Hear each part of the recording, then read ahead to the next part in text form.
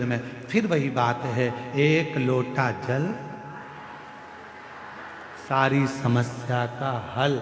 जब एक लोटा जल लेकर आप देव अधिदेव महादेव के पास जाओगे तो निश्चित है वो एक लोटा जल तुम्हारे चित्त को और तुम्हारे चरित्र को बदल कर रख देगा, ये निश्चित है। वो एक लोटा जल तुम्हारे चित्त को बदलेगा, तुम्हारे चरित्र को बदलेगा। जब तुम्हारा बुद्धि, तुम्हारा चित्त, तुम्हारा मन अपने आप बदल जाएगा। शंकर के मंदिर जाओगे, शिव जी राहें खोलना प्रारंभ करेंगे, मार्ग खोलना प्रारंभ करेंगे। तुमने शिव का मार्ग पकड़ा तो शिव भी तुम्हें कोई अच्छा मार्ग पकड़ा कर उस मंजिल तक पहुंचाने का प्रयास करें। शिव महापुराण की कथा कहती है हर महीने शिवरात्रि पड़ती है। हर महीने, ऐसा कोई महीना नहीं जाता जिसमें शिवरात्रि नहीं पड़ती, हर महीने पड़ती। प्रत्येक महीने की शिवरात्रि को जो रात्रि के समय पर 9 बजे के बाद या फिर प्रदोष काल में शाम का समय, सूर्यास्त का समय, ये 2 समय ऐसे हैं जिस समय पर शमी के पत्र पर हल्दी में इसको लगाकर जो भगवान शंकर के शिवलिंग पर समर्पित करता है, जिस शमी पत्र को अपन भगवान समर्पित करता है उसके घर में कभी संपदा की कमी नहीं पड़ती है। ऐसा जिस शमी पत्र को अपन भगवान शंकर को समर्पित करते हैं, केवल एक शमी की पत्ती ऐसी होती है, केवल एक शमी पत्र ऐसा होता है जो 33 कोटि देवताओं को समर्पित होता है। सारे देवताओं पे शमी पत्र चढ़ता है, एक पर नहीं, सब पर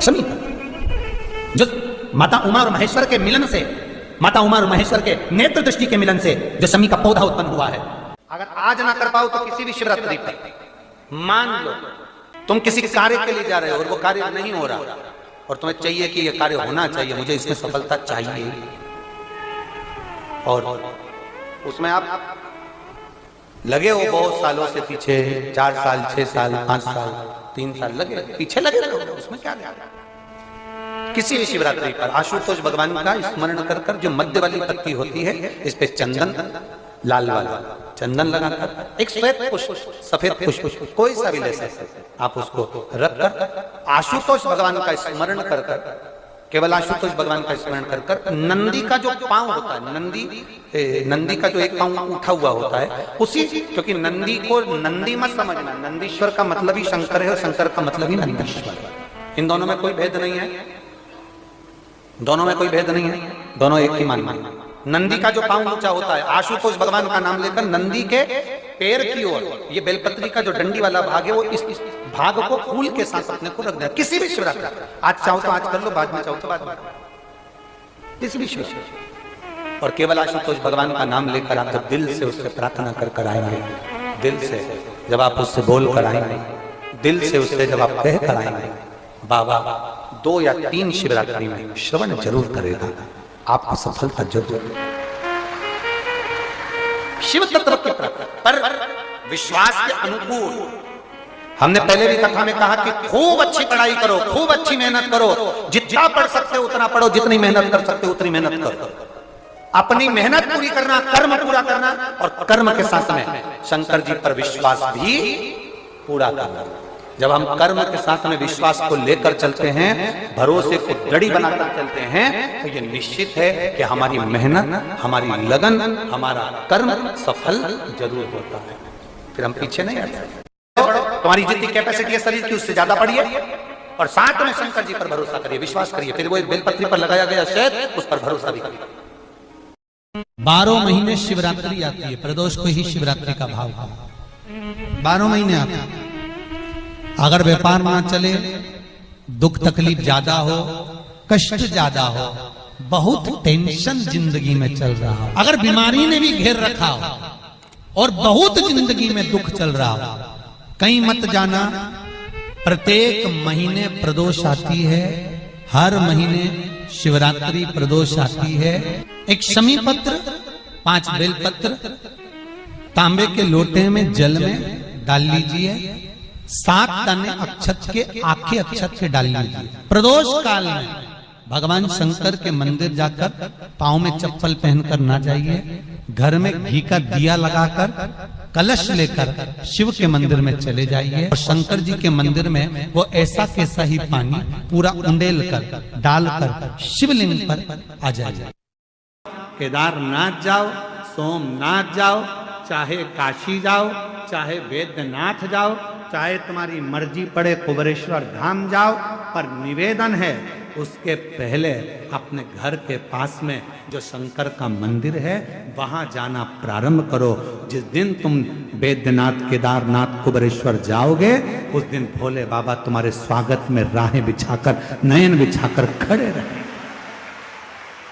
आप जाओ तो सबसे पहले अपने घर के पास के शिवलिंग पर जल चढ़ाना प्रारंभ करो, फिर बाबा धीरे धीरे तुमको आगे बढ़ाता जाएगा और एक दिन मेरा केदारनाथ, मेरा वैद्यनाथ, मेरा विश्वनाथ तुम्हें बुलाता जाएगा, फिर बुलाएगा। आइए बहन, बाबा की जब कृपा हो, करुणा हो, उदारता, धीरे धीरे चलो। पहले शिव जी के मंदिर जाना चलो, चालू करो, शंकर के मंदिर में 1 लोटा जल चढ़ाना प्रारंभ करो, फिर बाबा परीक्षा लेगा, फिर धीरे धीरे आगे बढ़ाएगा और बढ़ाते बढ़ाते बढ़ाते बढ़ाते एक दिन तुम्हारा दुख, तुम्हारी तकलीफ, तुम्हारा कष्ट धीरे धीरे काटना प्रारंभ करेगा। इसी शिव से प्रार्थना वो कराए, धीरे धीरे बढ़िए।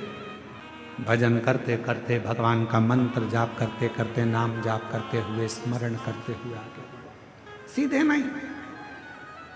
भीम ने तो ये सोच लिया था कि मैं कैलाश जाऊंगा, भगवान शंकर की आराधना करूंगा, शिव जी से आराधना कर कर मेरा खोया हुआ जितना राज्य है, जो खोया हुई संपदा है, जो मेरा पूरा राज्य चले गया, सब कुछ खो गया, उसको मैं वापिस प्राप्त कर लूंगा। पर नहीं, भगवान कृष्ण ने कहा ऐसा मत करो, रोज पार्थिव पूजन करो, रोज शिव जी के मंदिर में 1 लोटा जल चढ़ाओ, रोज शंकर का भजन करो, रोज। हम क्यों कहते हैं कि अपने घर के दरवाजे पर श्री शिवाय नमस्तुभ्यम लिख दो, अपने घर के दरवाजे पर एक स्टिकर ले जाकर चिपका दो, गाड़ी पर एक स्टिकर चिपका दो श्री शिवाय नमस्तुभ्यम का, दरवाजे पर चिपका दो। क्यों? जब कोई दुख की खबर आ रही होगी, कोई तकलीफ की खबर आ रही होगी, जो खबर देने वाला होगा सामने खड़ा होगा, दरवाजा बंद होगा, जितनी देर खड़ा रहेगा ऊपर लिखा हुआ श्री शिवाय नमस्तुभ्यम पड़ेगा।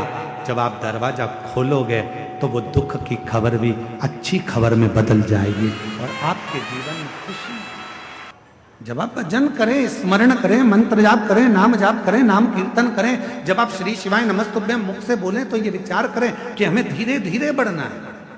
कितना तप किया था माता पार्वती जी ने, सब कुछ छोड़ दिया था, एकदम मेरी माता पार्वती जी ने कुछ नहीं त्यागा था। मेरी माता पार्वती जी ने त्यागा था तो धीरे धीरे त्यागा था। पहले भोजन त्यागा एक समय का, फिर फलहार लिया, फलहार त्यागा, फिर पत्तों का सेवन करा, वो भी त्याग दिया, फिर केवल श्वास लेती थी, वो भी धीरे धीरे छोड़कर नासिका के एक छिद्र से माता श्वास लेती और उसी छिद्र से छोड़ देती। और एक समय ऐसा आ गया कि माँ पार्वती जी ने नासिका के एक छिद्र से श्वास ले तो ली पर उसे छोड़ती ही नहीं, उसे छोड़ती नहीं। बहुत प्रयास किया, छूट नहीं। तब भगवान शिव को लगा कि ये प्राण त्याग देगी, अब मुझे जाना पड़ेगा, अब मुझे जाना पड़ेगा और मुझे जाकर दर्शन देना पड़ेगा। इसलिए शिव महापुराण की कथा कहती है, शंकर भगवान पर जल चढ़ाने वाला, शिव के मंदिर जाने वाला, शंकर की कथा श्रवण करने वाले को भगवान देवादिदेव महादेव उसके चित्त और उसके चरित्र को शुद्ध कर देते हैं। और जिसका चित्त और चरित्र दोनों शुद्ध हो जाता है, फिर देवादिदेव महादेव मिलने में देरी नहीं करते। मेरे ओघड़दानी मिलते जरूर हैं जब चित्त और चरित्र श्रेष्ठ हो गए। आप ब्राह्मण कुल में जन्मे, आपके गुरु ने आपको गुरु दीक्षा दी, आपको मालूम नहीं है। पर स्त्री पर अगर निगाह भी दे दी जाए तो हमारे जीवन का करा हुआ सारा पुण्य समाप्त हो जाता है। क्या आपको मालूम नहीं है? क्या ब्राह्मण होकर आपको ये ज्ञात नहीं है कि पर स्त्री पर अगर निगाह दे दी या पर स्त्री को अपना बनाने का प्रयास करा तो हमारा पूरा पुण्य छिन्न हो जाता है, हमारा वैभव छिन्न हो जाता है। क्या आपको मालूम नहीं है महाराज? ब्राह्मण कहते हैं कि महाराज हमें सब मालूम है, परंतु मुझे तो अगर कुछ देना चाहते हो तो अपनी धर्म पत्नी कीर्ति मालिनी दे दो, ये श्रेष्ठ नहीं है। खूब समझाया भद्रायुओं ने, पर ब्राह्मण मानने को तैयार नहीं हुआ। आखिरी में कीर्ति मालिनी खड़ी थी, आंखों से आंसू गिर रहा था, नैनों से अश्रु बह रहा था। एक कथा है, ये कथा तो राजा भद्रायु की है, पर एक कथा शिवपुराण में और मिलती है, शारदा की कथा। कई लोगों के हृदय में प्रश्न अड़ जाता है। कई लोग हमारे पास में आकर प्रश्न करते हैं, आप कहते हो 50 साल की स्त्री हो गई, उसको बच्चा कैसे हो सकता है? कई लोग कह देते हैं कि वो जब उसका रजो धर्म ही नहीं आ रहा तो उसको बच्चा कैसे हो सकता है? आप कहते हो 40 साल शादी के हो गए उसको बच्चा हो गया, ये कैसे हो सकता है? कई लोगों के दिमाग में ये प्रश्न पड़ा रहता है। तो मैं उनसे निवेदन करूंगा, एक बार स्कंद पुराण और एक बार शिव महापुराण को गीता प्रेस गोरखपुर की लेकर आना, पूरा पढ़ना। उस शिव पुराण में एक चरित्र ऐसा भी आता है, शारदा देवी का चरित्र आता है, जो शारदा जिसका विवाह हुआ और विवाह की रात्रि को ही, विवाह का रात्रि का समय था, संध्या पड़ रही थी, पति पत्नी को कक्ष में छोड़कर बाहर पानी लेने गया था और उसके पति को सर्प डस लिया था और पति मर गया। विवाह की प्रथम रात्रि पर पत्नी, सारा परिवार रोते रोते भाई बंधुओं ने निकाल दिया, ये विधवा हो गई, विधवा हो गई, विधवा हो गई, और उसको अपने बाप के घर, पिता के घर भेज दिया था उस शारदा को। ये शिव पुराण का चरित्र, ये स्कंद पुराण का चरित्र हम आज प्रदोष के दिन इसलिए वर्णन कर रहे हैं, आपकी जिंदगी में उतरे ये बात कि लोग प्रश्न खड़ा करके उसका उत्तर है इसमें। शारदा अपने मायके चली गई, बाप के घर रहने लगी। 3 भाई थे, भाभी थी। आज भैया भाभी कहीं चले गए थे। एक नेत्र से विहीन एक मुनि अपने शिष्य के साथ उस शारदा के घर आ गए थे। शारदा ने सेवा करी, मुनि ने आशीर्वाद दे दिया, एक विद्वान पुत्र तुम्हारे गर्भ से जन्म ले, तुम्हारे पति के माध्यम से, तुम्हारे पति के द्वारा एक विद्वान पुत्र जन्म ले। शारदा ने मुनि का हाथ पकड़ा, बाबा क्या कह रहे हो? मेरा पति मरे हुए सालों हो गए और मैं विधवा, मेरा पति चले गया, तुम कह रहे हो मेरे पति के द्वारा मुझे बच्चा होगा, कैसे होगा? मुनि शारदा के सामने कहते हैं, अब तो मेरा वचन झूठा नहीं जा सकता, क्योंकि मैं शंकर का भक्त हूं। शिव का भजन करने वाला यदि अपनी वाणी से एक बार कह देता है तो उसको तो शंकर को भी पूरा करना पड़ता है, वो उसको स्वीकार कर। शिव को भजने वाला यदि अपने मुख से एक बार कह दे, कई लोग कहते हैं आप कह दे तो हो नहीं सकता, कभी नहीं हो सकता। वाह! एक दिन मुनि बैठे थे, नेत्र नहीं थे, शिव की आराधना कर रहे थे। शंकर की भक्ति करते करते मुनि ने कह दिया, शारदा आज रात्रि को तुझे तेरे पति का स्वप्न आएगा, तेरा पति स्वप्न में तेरे कक्ष में आएगा। शारदा, स्वप्न में ही तेरा पति तेरे कक्ष में आएगा और तुम दोनों साथ रहोगे और तेरा आज ही रात को गर्भ उस स्वप्न में ही ठहर जाएगा। और शारदा के हाथ में शंकर का चढ़ा हुआ जल मुनि ने दे दिया। जल का आचमन शारदा ने कर लिया। रात्रि को स्वप्न में पति आया और शारदा का गर्भ ठहर गया। पूरे नगर के लोग थू थू करने लगे, ये विधवा होकर, बेधव्य होकर इसका गर्भ कैसे ठहर गया? ये बेधव्य होकर, विधवा होकर शारदा तेरा गर्भ कैसे ठहर गया? सारे गांव के लोगों ने इल्जाम लगाकर शारदा को बाहर निकालना चाहा। तब मुनि ने कहा इसको बाहर मत निकालो, इसका प्रमाण भी शिव ही देंगे।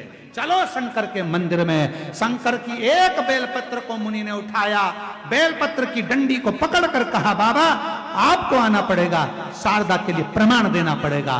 बेलपत्र में से आकाशवाणी होने लगी, मैं कालाधिपति महाकाल वचन देता हूं, शारदा के गर्भ में जो बच्चा है वो उसके पति का है। स्वप्न में मुनि का दिया हुआ वचन मैंने पूरा करा है। एक शिव भक्त का वचन निभाने के लिए मेरा देव अधिदेव महादेव प्रकट होकर वर देकर जाता है। लोग कहते हैं शिव पुराण से मिलता क्या है?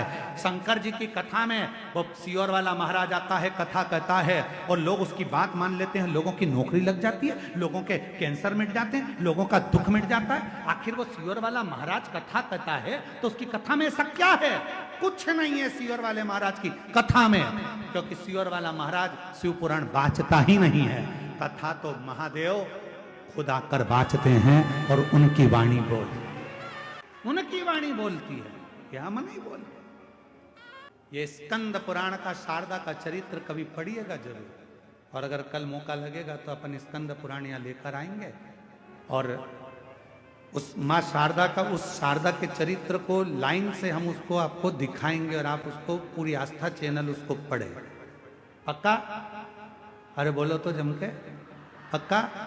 उसको पढ़िएगा। तो कल हम स्कंद पुराण भी लेकर आएंगे। यही सुंदर, कई लोगों को होता है कि महाराज बोल दिया, ऐसे ही बोल दिया होगा कहीं से कथा बनाकर। ना ना ना ना, ये व्यासपीठ कोई साधारण पीठ नहीं है जिस पर कथा बनाई जाए। ये व्यासपीठ वो पीठ है जिसमें कथा स्वयं देव अधिदेव महादेव बाँचते हैं और आप और हम श्रवण करते हैं।